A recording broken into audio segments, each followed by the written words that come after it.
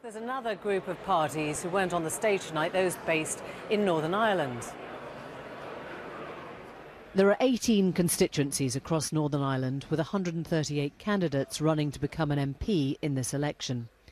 The Democratic Unionist Party won 8 seats at the last election and were the largest Northern Ireland party at Westminster. The DUP's list of demands to support a coalition include calls for extra defence spending and for an EU referendum. They lean to the right, but have said they're prepared to do a deal with either the Conservatives or Labour. Sinn Féin won 5 of Northern Ireland's 18 seats last time. They are left-leaning and fighting this election campaign with a message that they'll oppose Tory cuts. However, their MPs don't take their seats in the House of Commons. The Social Democratic and Labour Party had 3 MPs last time. The SDLP have long ties with the Labour Party, and they would be their first and natural choice for any coalition. The Alliance Party had 1 MP elected in 2010. It says it won't commit to a single party, and if they're elected again, they'll vote on an issue-by-issue basis. The Ulster Unionist Party, like the DUP, leaned to the right, and in 2010 had an electoral alliance with the Conservatives, although they didn't win any seats. They say they'd be open to a deal with either the Conservatives or Labour. There was also 1 independent MP in Northern Ireland during the last Parliament. Well, Sinn Féin's Chris Hazard is in Belfast. He joins us now.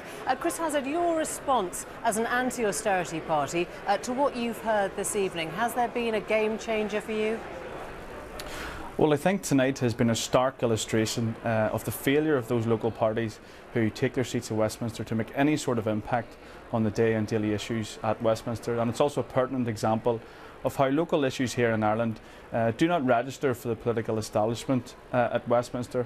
What we've seen tonight in this debate is a strong alternative put forward. It's a message that Sinn Féin have been putting forward.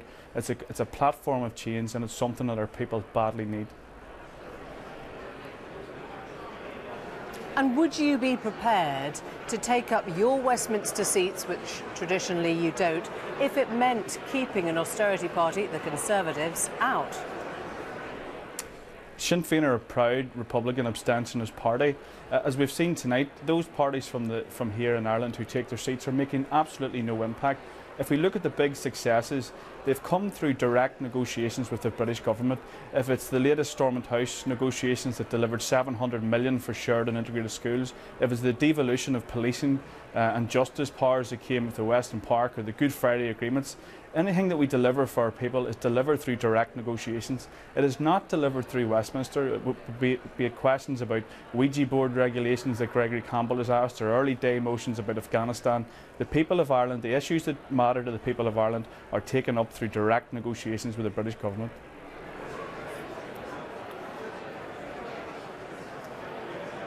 OK. Thank you very much, Chris Hazard. Also in Belfast, Nigel Dodds.